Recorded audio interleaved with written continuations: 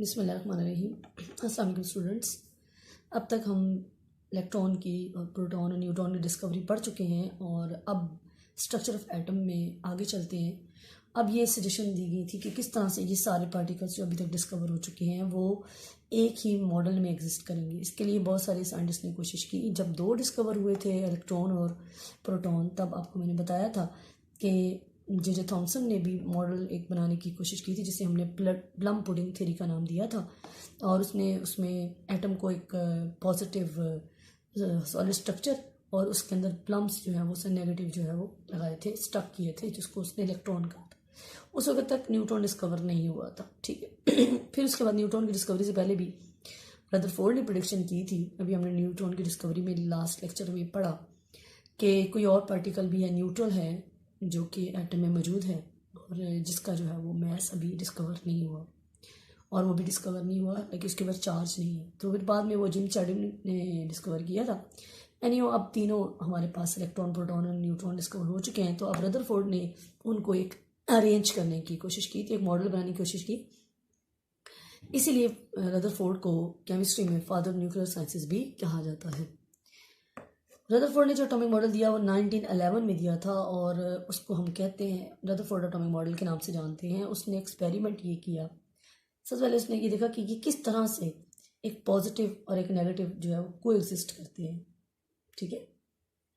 How could they को exist in an atom, यानी proton और इलेक्ट्रॉन की बात कर रहा था। तो उसने एक गोल्ड फाइल ली। गोल्ड फाइल मतलब सोने की बारीक सी एक तार सी ली जिसकी मोटाई थी 0.004 सेंटीमीटर, ठीक है, यानी बहुत ही बारीक सी ली। और उसकी ये मैंने उसको जूम करके दिखाया हुआ, ये जो आपको सेंटर में नज़र आ रहे हैं ना, ये गोल्ड के एटम्स को जूम करके दिखाया हुआ है, ठीक है। उसके ऊपर उन्होंने अल्फा पार्टिकल्स को हिट किया था।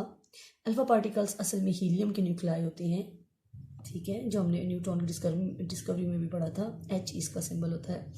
ये अल्फा पार्टिकल्स उन्होंने रेडियो एक्टिव एलिमेंट्स रेडियम से और प्लोनियम से लिए थे। जब इन अल्फा पार्टिकल्स को गोल्ड फॉइल के ऊपर हिट किया गया, क्योंकि इनकी पेनिट्रेशन पावर ज़्यादा होती है, ज़्यादातर ये पार्टिकल्स गुजर जाते हैं बीच में से, तो ये देखा गया कि कितने पार्टिकल गुजरते हैं और कितने इनसे टकरा के दाएं बाएं जो है वो मुड़ जाते हैं। ये चेक करने के लिए उन्होंने आगे जो है ना इसकी, ये आपकी बुक में नहीं दिखाया हुआ, उन्होंने एक स्क्रीन सी लगा दी थी जिसके ऊपर जिंक सल्फाइड का कोट हुआ था, ठीक है, या इसकी जगह पे फोटोग्राफिक प्लेट लगा ले, तो जो कि हमें जब ये पार्टिकल्स इसमें से निकल कर यहाँ पे हिट करेंगे तो हमें पता चलेगा कि वो किस किस जगह पर उन्होंने हिट किया है, ठीक है। तो फिर हम पार्टिकल्स काउंट भी कर सकते हैं। तो बहरहाल इस तरह से उन्होंने एक जो है वो एटम का मॉडल पेश किया। सबसे बड़ी इसकी जो एडवांटेज ये थी कि रदरफोर्ड ने जो है वो प्लम पुडिंग थ्योरी को रिजेक्ट कर दिया था, ठीक है। और उसके बाद इनका मॉडल आ गया था, ये 1911 की बात, 1911। तो उन्होंने देखा कि हीलियम के न्यूक्लियाई को जब अल्फा जो गोल्ड फाइल की थे एटम्स उनके ऊपर हिट किया गया तो ज़्यादातर पार्टिकल्स बगैर किसी चीज़ से टकराए सीधे गुजर गए। और अनडिफ्लेक्टेड गुजरने के बाद उन्होंने यहाँ पर स्क्रीन के ऊपर स्पॉट लगाए जिसको हमने गिन लिया, ठीक है। कुछ पार्टिकल्स जो है वो बाउंस बैक हो गए, यानी कि बिल्कुल हिट करके ना वापस, जिस तरह से हम दीवार के ऊपर गेंद मारें ज़ोर से और वो फिर वापस हमारे हाथों में आती है, बिल्कुल इस तरह से यहाँ पे हिट करके कुछ पार्टिकल वापस गए, कुछ रिफ्लेक्ट बैक बिल्कुल वापस चले गए, ठीक है। कुछ कुछ एंगल पर मुड़ गए, ठीक है, कुछ छोटे एंगल पर मुड़ गए, कुछ बड़े एंगल पर मुड़ गए। तो बहरहाल उन्होंने इन सारे जो थे ऑब्जर्वेशंस उनसे कुछ रिजल्ट भी निकाले हैं। पहले हम ऑब्जर्वेशन स्टडी करते हैं। सबसे पहले उन्होंने ऑब्जर्व किया कि almost all the particle pass through the foil unreflected. तकरीबन ये ज़्यादातर जो है वो गुजर ही गया अनरिफ्लेक्टेड, देखिए ना, ये बहुत ज़्यादा है और ये बहुत कम है।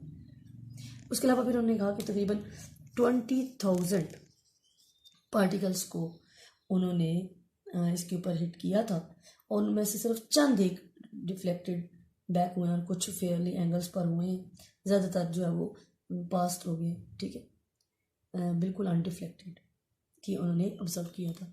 इसी ऑब्जर्वेशन के बाद उन्होंने अपने कुछ रिजल्ट्स बनाए और उसके मुताबिक कि अब वो एटम के बारे में क्या क्या जो है वो प्रेडिक्ट करते हैं, ये उनकी स्ट्रक्चर के बारे में। तो सबसे पहले जो उन्होंने स्टडी किया वो ये था, उन्होंने कहा था कि चूँकि ज़्यादातर पार्टिकल्स, ये देखिए ना आपके सामने, ज़्यादातर पार्टिकल्स इसके अंदर से अनडिफ्लेक्टेड गुजर गए हैं इसका मतलब है एटम के अंदर ज़्यादातर जगह खाली है। देखें ना, सिर्फ सेंटर में न्यूक्लियस नजर आया, बाकी जगह खाली है। खाली जगह होती है तो कोई चीज़ गुजरती है ना। तो इसका मतलब ये हुआ कि यहाँ पर मोस्ट ऑफ द एटम जो है वो वॉल्यूम उसका जो ऑक्यूपाइड है वो एम्प्टी है, ठीक है, एटम के अंदर। दूसरा उन्होंने रिजल्ट ये निकाला था कि ये जो चंद एक पार्टिकल्स की डिफ्लेक्शन हुई है, चंद एक पार्टिकल्स की, वो ये इंडिकेट कर रही है कि इनके सेंटर में कोई पॉजिटिव चार्ज न्यूक्लियाई है, ठीक है, जिन्होंने उनको पॉजिटिव चार्ज कोई चीज़ है जिसको उन्होंने बाद में न्यूक्लियस का, रदरफोर्ड ने न्यूक्लियस डिस्कवर किया था ना, तो उन्होंने इसको न्यूक्लियस का नाम दिया था। इसलिए अगर हमें कहा जाए कि न्यूक्लियस किसने डिस्कवर किया तो हम रदरफोर्ड का नाम लेंगे।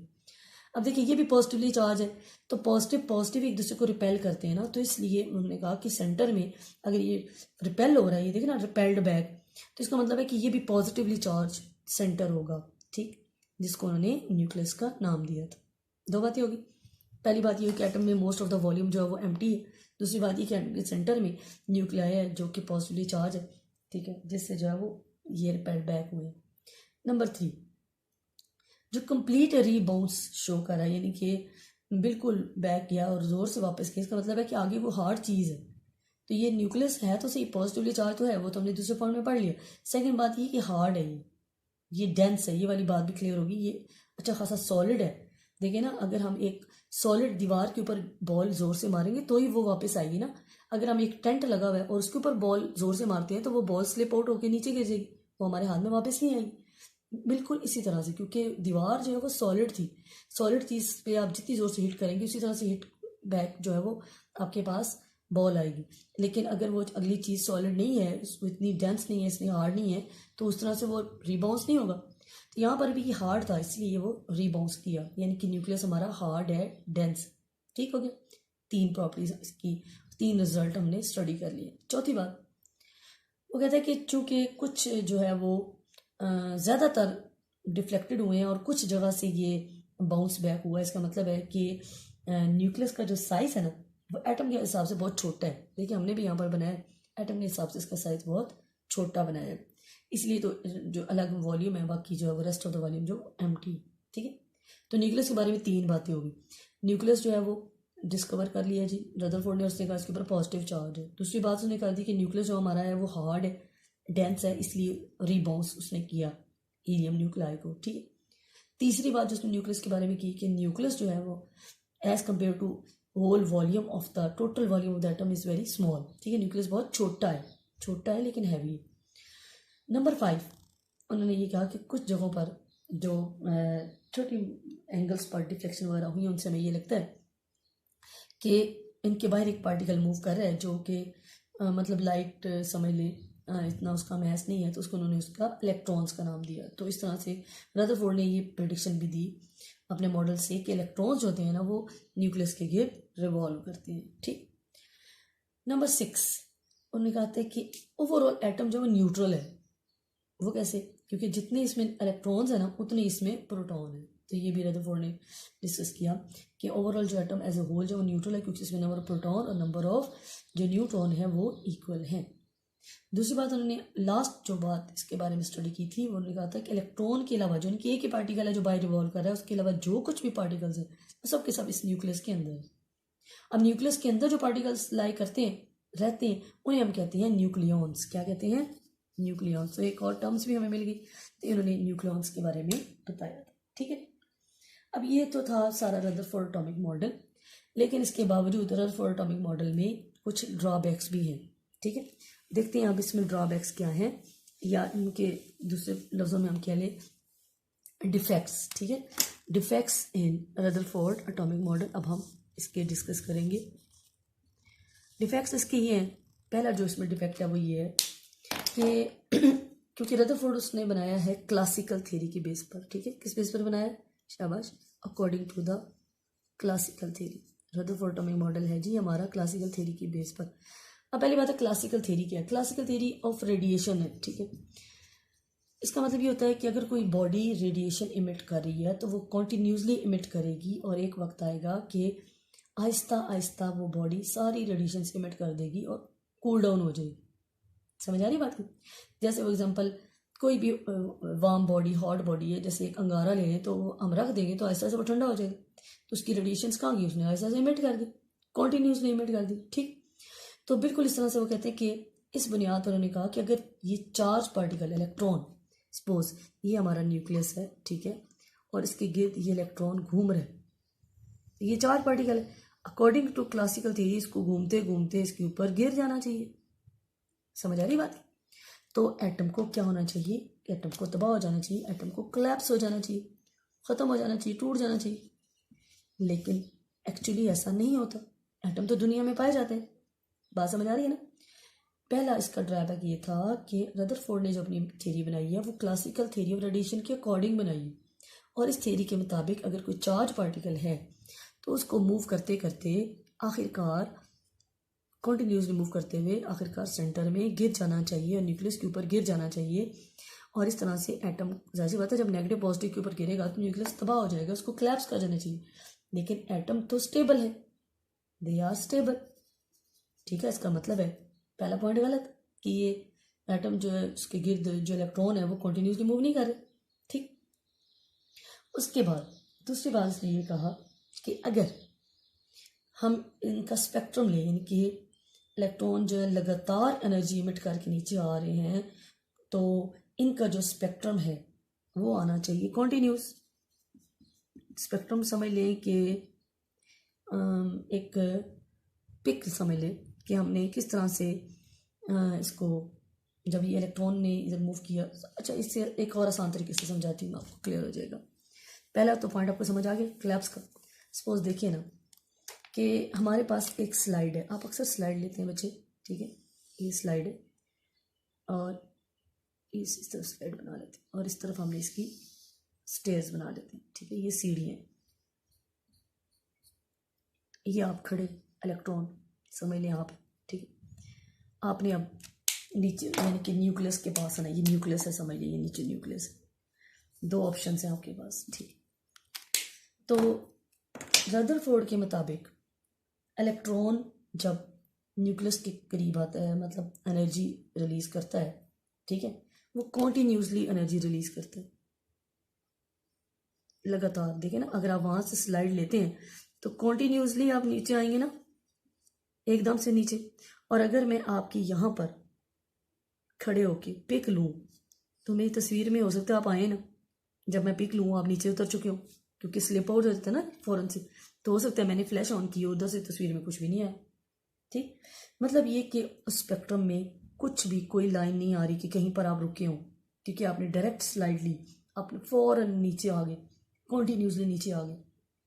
तो असल में आपकी तस्वीर ऐसी आनी चाहिए, ऐसी आनी चाहिए ना रदरफोर्ड के मुताबिक। इलेक्ट्रॉन की ऐसी तस्वीर आनी चाहिए, कॉन्टिन्यूस स्पेक्ट्रम आना चाहिए। स्पेक्ट्रम समझ लें केमिस्ट्री में फोटो को कहते हैं, ठीक है, केमिस्ट्री में तस्वीर को कहते हैं। तो एक कॉन्टिन्यूस स्पेक्ट्रम आना चाहिए। लेकिन असल में जो स्पेक्ट्रम लिया गया था एटम का, वो इस तरह से लाइनें आई थी। ठीक है, ब्लैक लाइनों वाला स्पेक्ट्रम आया था, यानी ये कॉन्टिन्यूस स्पेक्ट्रम नहीं आया था, बल्कि एक्चुअली मिला हमें लाइन स्पेक्ट्रम, लाइनों वाला। तो ये लाइनों का क्या चक्कर है, ये भी वो एक्सप्लेन नहीं कर सका। ये लाइनों का मतलब चक्कर ये हुआ कि अगर उसने कॉन्टिन्यूसली इमिट की होती तो कॉन्टिन्यूस स्पेक्ट्रम आता। इसका मतलब है एक्चुअली एटम ने कॉन्टिन्यूसली स्लाइड नहीं ली, कॉन्टिन्यूसली एनर्जी इमिट करके न्यूक्लियस के पास नहीं आया, बल्कि वो स्लोली स्टेप बाय स्टेप आया, इसलिए उस स्टेप में लाइनें बनी हैं। इसका मतलब यह है कि आपने स्लाइड नहीं ली। अब आपकी मैं तस्वीर बनाऊंगी, ये लाइनों वाली कहीं पे आप खड़े नजर आ रहे हैं, तो आप स्टेप बाय स्टेप उतरेंगे। बात समझ आ रही? तो उन्होंने यही कहा, ये इसकी गलती थी कि उन्होंने कहा कि अगर इनके मुताबिक जो इलेक्ट्रॉन है वो एनर्जी कंटिन्यूसली इमिट करता है तो उनका स्पेक्ट्रम कंटिन्यूस आना चाहिए, लेकिन एक्चुअली इनफैक्ट स्पेक्ट्रम आ रहा है लाइन स्पेक्ट्रम। इट मीन्स कि उनकी बात गलत है। इलेक्ट्रॉन कंटिन्यूसली एनर्जी इमिट नहीं करते, बल्कि बस step by step energy emit कर रहे हैं, इसीलिए तो लाइन स्पेक्ट्रम आया। लेकिन ये बात रदरफोर्ड जो एक्सप्लेन नहीं कर सका। ठीक है जी, तो ये रदरफोर्ड में दूसरा ड्रॉबैक था। इसीलिए रदरफोर्ड का जो मॉडल है वो परफेक्ट नहीं समझा गया। और उसके बाद उनके अपने ही एक स्टूडेंट, यानी रदरफोर्ड का एक स्टूडेंट था नील बोहर, उसने 1913 में 1913 में यानी 1911 में इन्होंने दिया था, और 1913 में इनके अपने ही एक स्टूडेंट नील बोहर ने दोबारा से मॉडल दिया था, जो कि हाँ उससे इनसे ज़्यादा ऑथेंटिक समझा जाता है। Thank you so much.